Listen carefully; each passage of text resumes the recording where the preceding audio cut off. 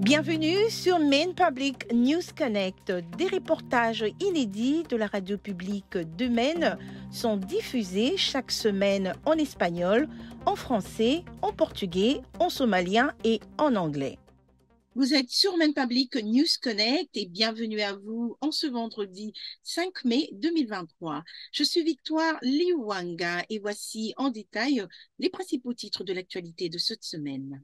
Le débat émotionnel sur l'avortement a pris le devant de la scène au Capitole de l'État le lundi dernier, où des centaines de personnes ont entendu des heures pour témoigner sur plusieurs projets de loi visant à garantir l'accès aux soins en matière d'avortement. Les législateurs examinent actuellement un projet de loi qui permettrait aux femmes d'avoir accès à l'avortement à un stade plus avancé de leur grossesse.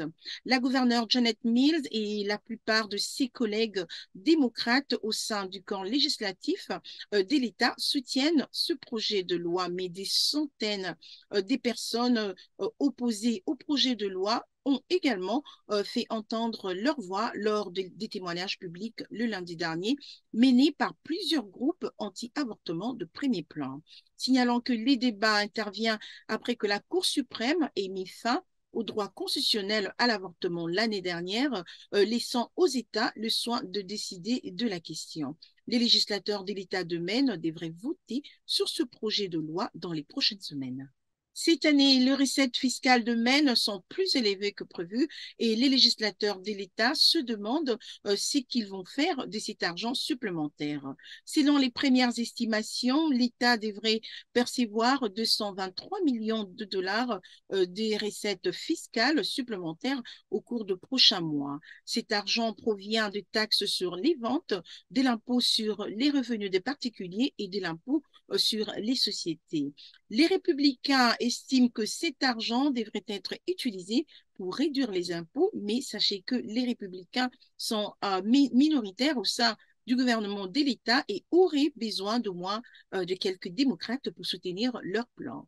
La gouverneure Janet Mills, qui est une démocrate, a déclaré qu'elle aimerait que l'argent supplémentaire soit consacré à des mesures d'incitation en faveur des entreprises et à des programmes de formation des travailleurs.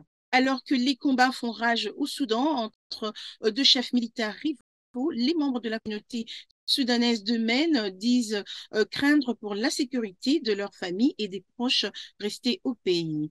Omar Bob, qui est un dirigeant de la communauté et qui vit à Gouram, dit qu'il vérifie constamment son téléphone pour avoir des nouvelles des conflits. Il ajoute que la communauté, c'est presque toute la communauté qui ressent le même type d'anxiété.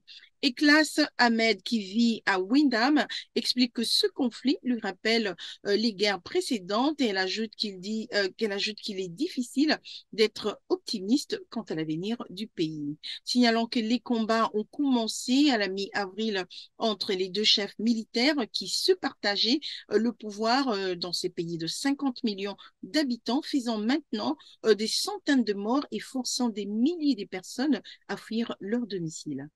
Fawzia Mousse, qui est leader de la communauté somalienne d'Houston, est en convalescence à son domicile de Borne après avoir survécu à une fusillade en Éthiopie l'année dernière. Fawzia Mousse rendait visite à sa famille en Éthiopie en octobre dernier lorsqu'un agent de la police a abattu sa sœur dans un aéroport et le policier a ensuite tiré sur Mousse qui a dû être amputé de la jambe droite. La nouvelle de la fusillade s'est rapidement répandue dans le Maine et sa famille a pu réunir plus de 140 000 $ pour payer un vol d'évacuation sanitaire afin de la ramener chez elle. Aujourd'hui, Madame Mousse est reconnaissante à tous ceux qui ont contribué aux efforts déployés pour la ramener chez elle. Elle dit que c'est grâce à de nombreuses personnes et grâce à Dieu qu'elle peut maintenant être chez elle avec ses enfants. Nous sommes arrivés à la fin de ce bulletin pour Maine Public News Connect. Merci d'avoir été avec nous. Je vous retrouve au prochain numéro et passez un excellent week-end. Maine Public News Connect a été rendu possible par des donateurs individuels, des entreprises et des fondations de partout dans le Maine, et aussi par Koho et Patricia Ewan, Seaport Credit Union, Hannaford Supermarket, IDEX et Maine Housing. Maine Public News Connect est aussi rendu possible par Koho et Patricia Yuen qui s'engagent à combler les différences culturelles dans nos communautés. Juntos. Ensemble. Warajir. Junto. Seaport Credit Union. Together. Hannaford Supermarket, qui célèbre la diversité de ses employés, de ses clients et de ses communautés et s'engage à favoriser un environnement accueillant. Ensemble, ils sont plus grands que des produits d'épicerie.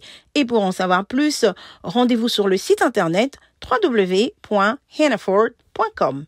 Avez-vous du mal à payer votre prêt hypothécaire ou immobilier depuis la crise de Covid-19? Le fonds d'aide aux propriétaires de maisons dans les Maine, Maine Homeowner Assistance Fund, peut vous aider. Vous pouvez bénéficier d'une aide allant jusqu'à $50,000. Faites votre demande dès aujourd'hui sur le site mainehomeowner.org.